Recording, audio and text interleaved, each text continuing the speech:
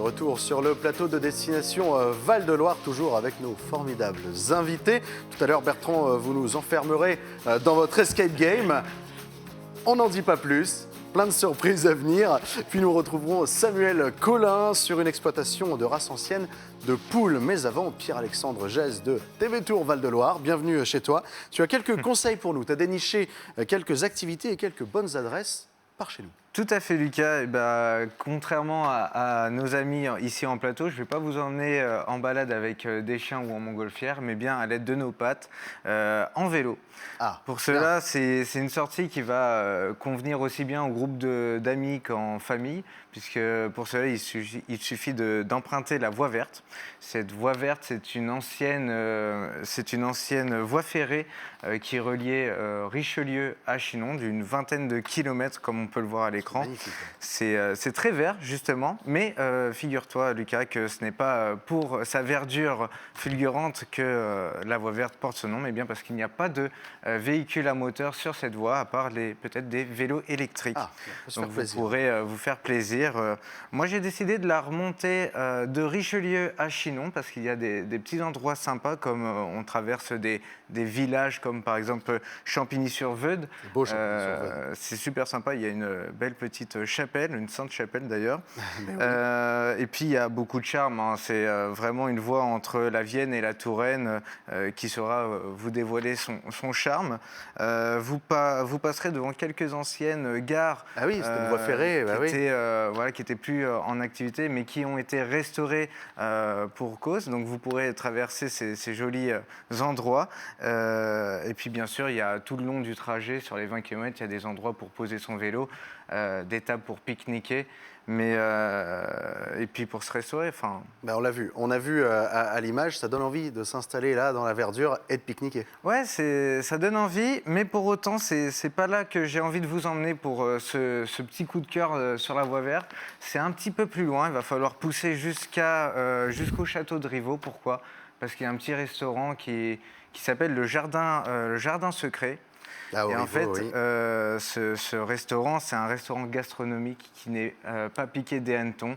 Il s'agit d'un restaurant... tout simplement, pourquoi c'est mon coup de cœur, ce restaurant ? Parce que finalement, le chef, qui s'appelle Nicolas Galando, est originaire du Richelais.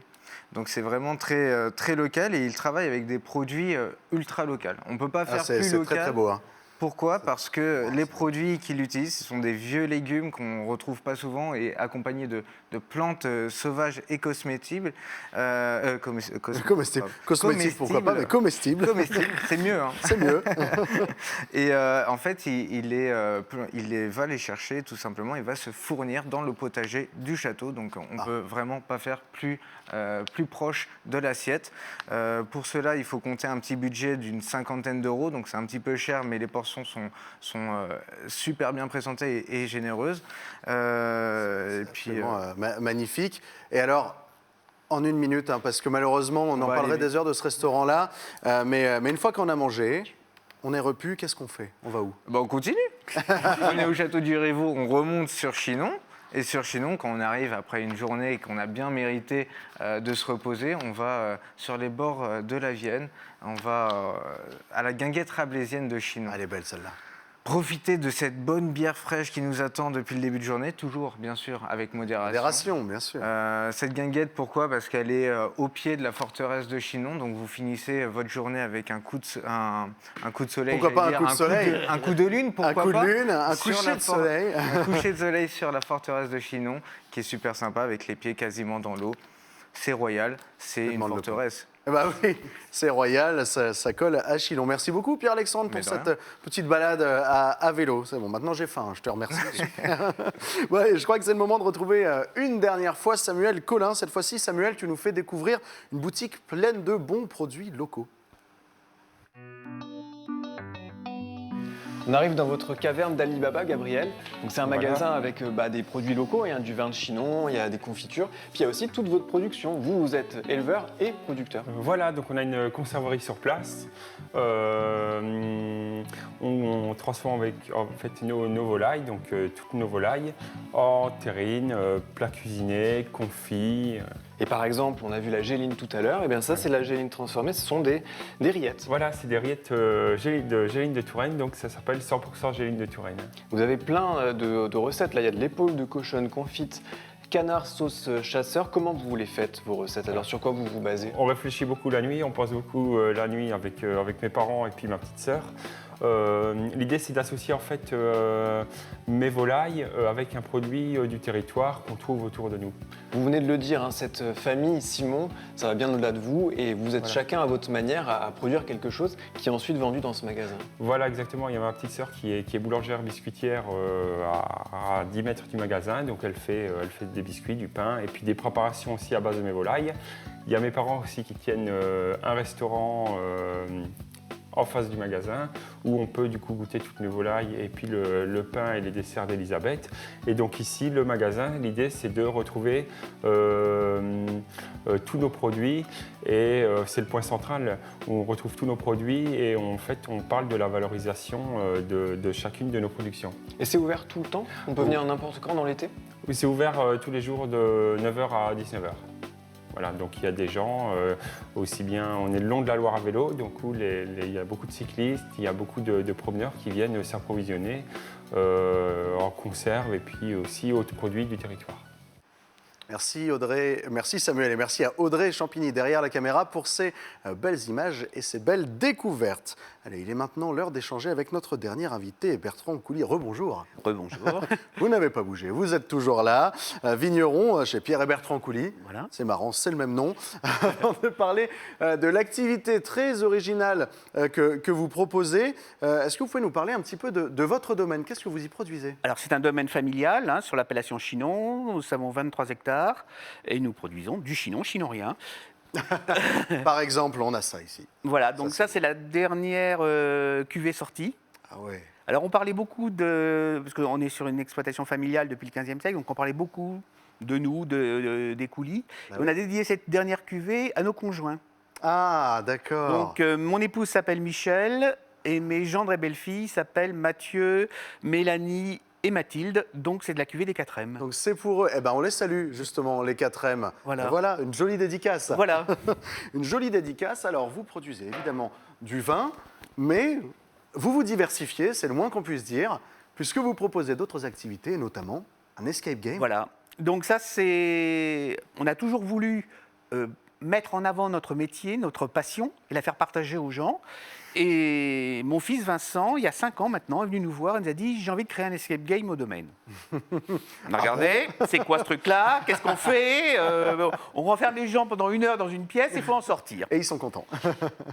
Donc on lui a fait confiance, on lui a confié le bébé, et il nous a créé le premier escape game il y a 5 ans, en 2017.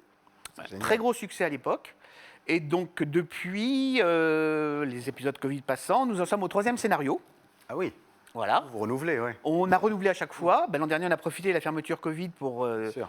refaire décors. Alors, je tiens à dire que c'est Vincent qui fait les décors, les scénarios. C'est lui-même? Totalement. Tout est fait maison. Eh ben, d'accord. Donc, et le pitch du dernier, c'est un entretien d'embauche pour être embauché chez Pierre et Bertrand Coulis. Ah, Il faut faire passer preuve. c'est pas facile d'être D'accord. embauché alors? Non, il y en a peu. On embauche très peu de gens. Vous avez Bon. des collègues qui jouent des acteurs ou... Bah non, je pense Non, que- non, non, il y a des épreuves. On vous met C'est en des situation. Des et choses à vous- ouvrir. Il y a- Je ne peux pas vous en dire plus. Faut venir voir.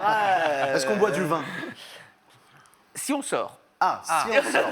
Avec modération, on l'a déjà Voilà, dit, voilà. mais si on sort... Modération. Ça fait partie des récompenses. Ah bah pas mal, bah ça, Voilà. ça vaut le coup d'essayer. Voilà. On peut participer par groupe de combien? Entre 3 et 8 personnes, c'est conseillé. On peut monter un petit peu plus, mais 3 et Ouais. 8, c'est bien parce que c'est un travail d'équipe aussi. Il faut savoir que c'est un jeu d'équipe et qu'on ne sort que si l'équipe est Ouais. soudée. Bah oui, c'est ça. Il faut s'entendre, Voilà. il ne faut pas se marcher dessus non plus. Voilà, sans scène de ménage, sans. Voilà. C'est pas toujours gagné. mais- Voilà, mais ma voilà. foi. D'accord. Donc ça, c'est dans vos caves. Voilà, c'est dans des caves, dans un endroit dédié, donc qui est secret, que l'on ne montre pas. Ah bah oui, non, il ne faut pas le donc, montrer. Voilà, voilà. Mais ça fait Bien partie des nombreuses activités qu'on propose au domaine pour partager notre passion. C'est une des activités avec aussi plein de balades. Voilà, j'allais dire, il y a encore d'autres activités. Voilà. C'est compliqué de parler de tout, mais il y a des balades, des découvertes finalement. Voilà, du domaine. on peut venir découvrir le vignoble chez nous en gyropode, en trottinette électrique, en Ouais. vélo. Alors, on le voit à l'écran, là, en trottinette Voilà, comme ça. là, en gyropode. gyropode, ouais. Voilà, on peut ça. Et puis on a aussi des entretiens un peu plus techniques si l'on souhaite, des visites qui peuvent durer 3 heures, Ah, d'accord. 1 heure de visite de vigne, 1 heure de visite de cave, 1 heure de dégustation commentée. Voilà. On vous apprend à déguster, on vous fait découvrir tous les sens de la dégustation. Donc une multitude d'activités maintenant autour du vin afin de partager. Et c'est important, c'est de partager, de ne pas laisser nos métiers dans le mystère et de partager à un grand public vaste et de tout âge. Oui, c'est pour faire découvrir votre milieu, votre travail que Voilà. c'est important pour vous de vous diversifier. Voilà, et de communiquer aussi. Communiquer aussi tout le travail qu'on peut faire sur l'environnement, sur l'écologie, et pouvoir transmettre cela au public. Et vous vous adressez à qui? Il faut s'y connaître en vin ou si on n'a aucune Non. connaissance on peut... L'escape game, on peut en sortir, toutes les réponses sont dans la salle. Bon, c'est faisable. Voilà, c'est C'est bon, faisable. on va pouvoir On va le y aller, faire, hein, PA. on va pouvoir s'organiser. Faut pas s'engueuler, hein. Bon, on va pas y aller, PA. On va pas y aller du coup. Tant pis, on ne le fera pas.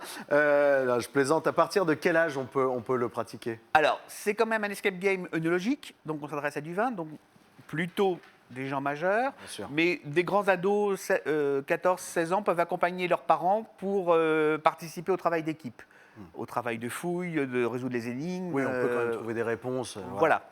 Par contre, ce qui va être partie dégustation sera réservé aux adultes. Évidemment. Mais évidemment. on a aussi des familles entières, c'est-à-dire qu'on a 3-4 générations qui viennent faire l'escape game. Ah oui, On peut partager avec les grands-parents. c'est génial ça. Parce que c'est un thème qui est fédérateur et on n'emmène pas forcément son grand-père dans un escape game classique, mais un escape game œnologique, pourquoi Ça pas. lui parle. Voilà, Ah ça, oui, parle, c'est ça clair. parle à toutes les Voilà. générations. Belle activité à faire en famille. Merci beaucoup Bertrand, de chez Pierre et Bertrand Coulis. Voilà, il y a plein d'autres informations à aller piocher sur le site parce que c'est un domaine durable, un domaine très intéressant. Ça vaut le coup d'en reparler une prochaine fois avec vous. Merci beaucoup Bertrand.